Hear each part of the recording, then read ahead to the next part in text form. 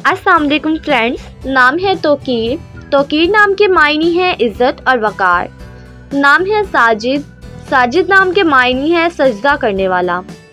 नाम है ज़ैन। ज़ैन नाम के मायने हैं खूबसूरत।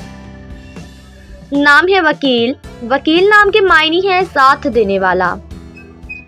नाम है सफ़ा। सफ़ा नाम के मायने हैं सखी दिल। नाम है मिनद। मिनद नाम के मायने हैं रोशन और चमक।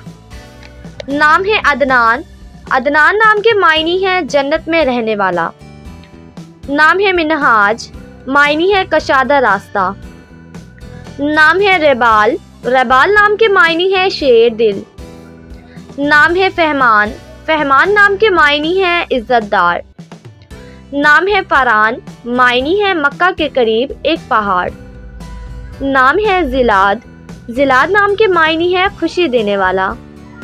नाम है अंजर। अंजर नाम के मायने है खालिस सोना। नाम है माज। माज नाम के मायने है बहादुर।